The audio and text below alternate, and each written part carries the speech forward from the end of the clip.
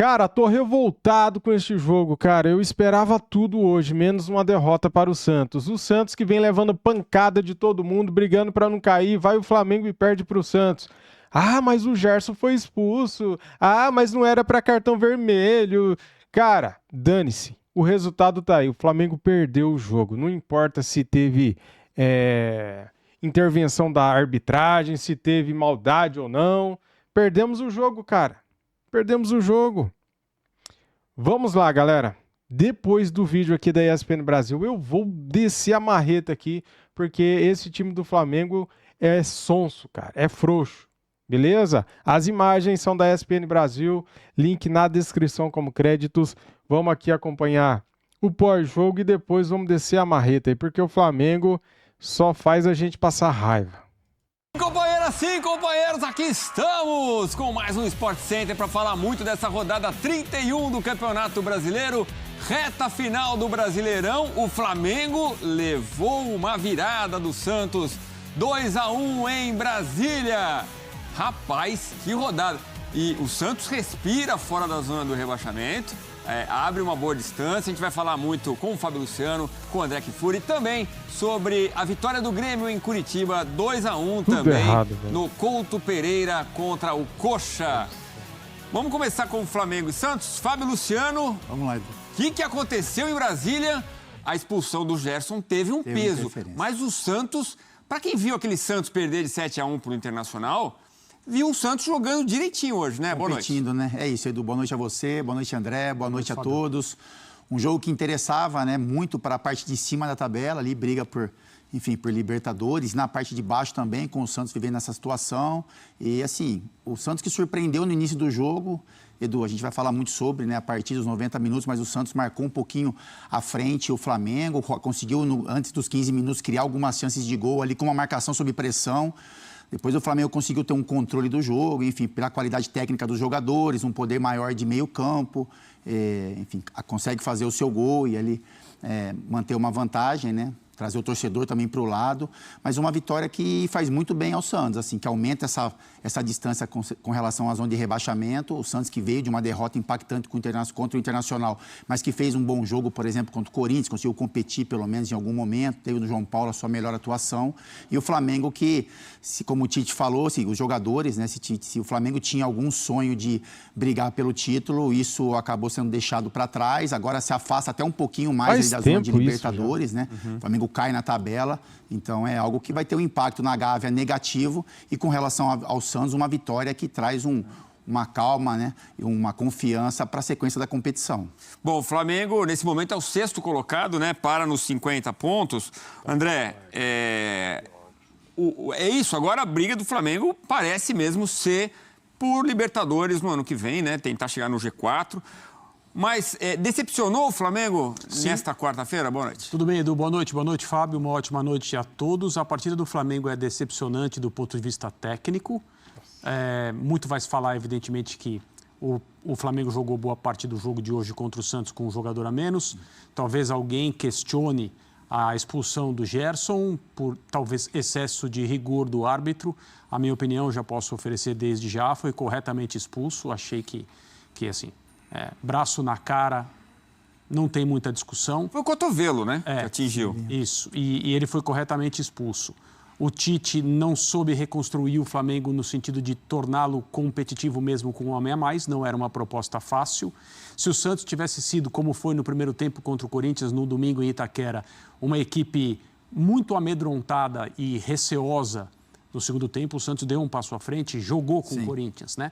Hoje, contra o Flamengo, o Santos jogou o tempo todo, em especial depois que ficou com um homem a mais, com o jogo empatado em 1-1, o Santos entendeu o que era a noite para fazer talvez um resultado que lhe permitisse olhar para a tabela de classificação pela primeira vez em algum tempo, que é o que vai acontecer hoje à noite, e falar, olha, temos como realmente nos manter na Série A do Campeonato Brasileiro. Nesse aspecto, a recuperação do Santos, depois de ter sido humilhado, que eu acho que não é uma palavra forte para classificar o que aconteceu no Beira-Rio, é notável.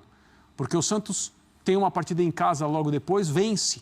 E aí tem 2 jogos contra Corinthians e Flamengo. não perde em Itaquera, independentemente de você ter achado que se foi pênalti ou não foi.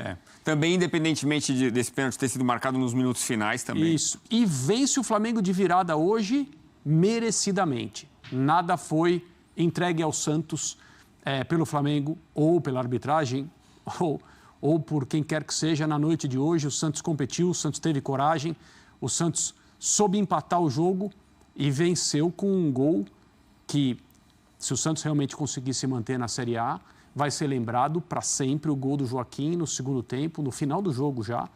É um gol que a gente vai poder conversar se houve ou não houve colaboração do Rossi, goleiro do Flamengo, mas a partida que o Santos fez em termos de compostura e em termos de coragem para jogar, para enfrentar um adversário superior tecnicamente, é digna de aplausos. O Santos foi muito bem na noite de hoje. Ou a gente não pode dizer isso do Flamengo, especialmente em relação ao final do jogo. Nervos muito exagerados, Bruno Henrique expulso, depois de ter sido entortado pelo Soteldo numa jogada de habilidade do jogador do Santos, perde a cabeça, peita o árbitro, leva cartão vermelho, garrafa caindo no campo do Mané Garrincha, um espetáculo feio por parte da torcida que lá esteve e também por parte de alguns jogadores do Flamengo nesse final da derrota para o Santos. Falar em espetáculo feio, o gramado também não estava nada bom, né? Sim, é porque parece que teve um show, né? Na véspera eles tiveram que refazer, né? Trocar alguns setores do gramado, desculpa, para que o jogo tivesse, né, que os times tivessem o mínimo de condição para jogo. Mas isso não justifica. Mas não, assim, não é para acontecer, né, Edu? Um jogo desse tamanho, a importância que tem para os dois times, né, você ter um gramado ruim, mas também é um gramado ruim para os dois lados, né? Porque o Flamengo, a gente sabe que o Flamengo tem uma qualidade técnica melhor do que o Santos, com relação aos jogadores, mas o Santos é um time que gosta da bola também. O Santos tem muitos problemas defensivos, de recomposição, isso foi mostrado em muitos jogos, mas a gente sabe que com o Soteldo, né, o Marcos Leonardo, por exemplo, que não jogou hoje, o Mendonça que entrou no segundo tempo, enfim, são jogadores que gostam de ter a bola também, que usam do drible, né, a condução de bola mais próximo dos pés, enfim, não dá para o Flamengo, né, colocar na conta essa derrota, o estado do gramado, e o Flamengo vai ter que entender os seus erros também. A gente vai falar um pouquinho também, né, Edu? Porque assim, se o Marcelo foi muito feliz na montagem do time, né, no posicionamento de alguns jogadores, até nas substituições que fez, a gente tem talvez alguns questionamentos com relação ao Tite, né? Porque a entrada do Rodrigo Caio surpreendeu porque, muita chama gente, atenção um pouco o Pedro. O Pedro, ele faz um gol. O Pedro não fazia gols há muito tempo com a bola rolando, né? Então ele tem uma participação no gol do Flamengo. Não vou esperar o vídeo acabar, não. Cara, é o seguinte, ó, o Tite colocou o Rodrigo Caio pra não perder o jogo, pra segurar o empate ali. Só que daí vem o zagueiro do Santos e acerta um chute que o cara nunca mais vai acertar na vida. Essa é a verdade. Flamengo, oportunismo, né? Uma raspada ali no primeiro pau e o Pedro está bem posicionado para fazer o gol. Então a gente imagina assim, com o gol, o Pedro vai retomar a confiança e aí ele sai no intervalo para a entrada do Gabigol. O Tite, ele opta em fazer 3 substituições logo no intervalo. E aí eu me pergunto se não faz parte de uma estratégia de manter todo mundo motivado, de dar minutagem para todo mundo. Não, Edu, pode ser que sim, mas o Flamengo tem outros objetivos, né, do que manter todo mundo motivado, né? E aí você agradar a todos. O Flamengo ainda sonhava com um título brasileiro, o Flamengo sonha com Libertadores, então a gente imagina que os melhores estarão em campo para conseguir o resultado. E uma das substituições que chamou a atenção, e aí o jogador não tem culpa nenhuma, é a entrada do Rodrigo Caio como meio-campista. No lugar do Arrascaeta. No lugar do Arrascaeta. Então, assim, eu já fui zagueiro, enfim, a gente sabe como é um zagueiro entrar em um jogo complicado como esse, depois de tanto tempo, e ainda mais em uma função que você não está acostumado a jogar. Eu não vou ser leviano de falar que o Rodrigo Caio não pode jogar ali, porque pode ser que ele esteja treinando no dia a dia, que o Tite esteja utilizando ele nessa função de meio campo, mas é algo que chama atenção para a gente que está de fora. Assim, você tirar o jogador de maior criação e poder de criação do Flamengo, que é o Arrascaeta, e aí a gente tem que entender se tem alguma questão física, mas aí entrar o Rodrigo Caio para fazer essa função de meio campo diante de um jogador que está tanto tempo parado. Então, algumas coisinhas que a gente acaba, pontuando para que o Flamengo não conseguisse o resultado positivo. A novidade no Flamengo foi o Luiz Araújo do lado direito, Sim. né? Pedro centralizado, Bruno Henrique do outro lado. Exato. A gente vai falar sobre essas opções, vamos ouvir o Tite também falando, né, sobre as escolhas dele para esse jogo em Brasília. Já. Mas antes vamos aos números da partida. Flamengo 1, Santos 2. Põe na tela para a gente conferir aqui no Sport Center.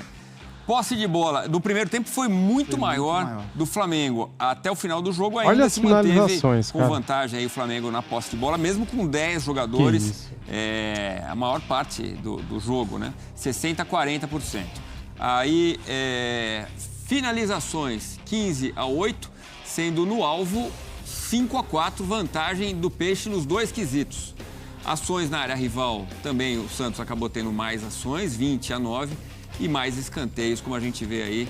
Ah, mas isso daí é porque o Santos tinha um jogador a mais e foi pra cima, né, cara? Jogando no contra-ataque, pegava a bola ali perto da área, chutava no gol, né? Por isso que teve tantas finalizações, né? Não justifica o Flamengo ter só 8, muito pouco. 6-1.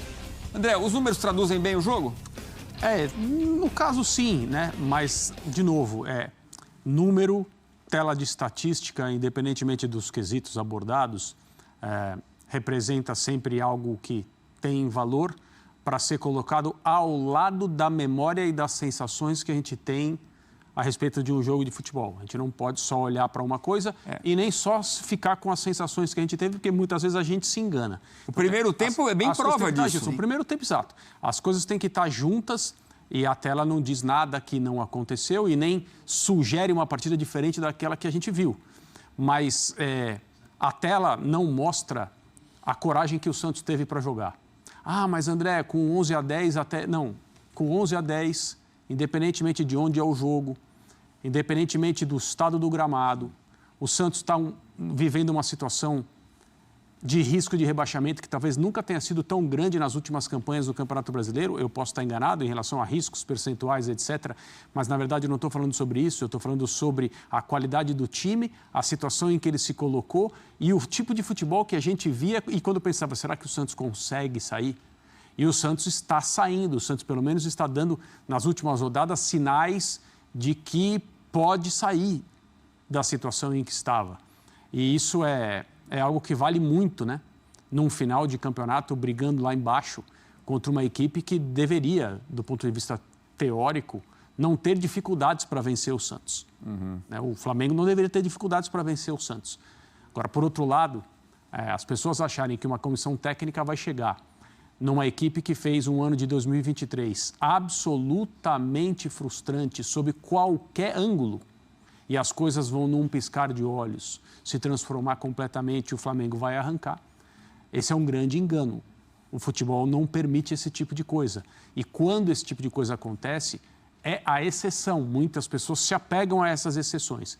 Então, o Tite e a comissão técnica dele têm um valor e uma competência que a gente não precisa conversar aqui a respeito dela, mas é praticamente... uma coisa de sonho, ficção, utopia, imaginar que uma comissão técnica chega num time que fez o ano que o Flamengo fez e de uma hora para outra o Flamengo arranca para talvez disputar o título e conquistar uma vaga para a Libertadores assim muito rapidamente. As chances estão aí, acho que para título não. Cara, na moral, como que o Flamengo gosta de ressuscitar time que já tá morrendo? Já tá morto, né, cara? O Grêmio não vencia 4 jogos. O Flamengo tava vencendo o jogo e deixa tomar virada 3-2 para o Grêmio.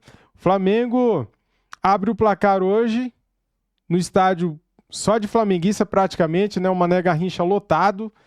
Daí o Flamengo cede um empate, cara. Muito fácil, numa bola parada, bola alçada na área. E rebate daqui, rebate dali. Gerson muito mal no jogo, né, cara? No gol do Santos, ele falha ali na hora de tirar a bola, no primeiro gol do Santos.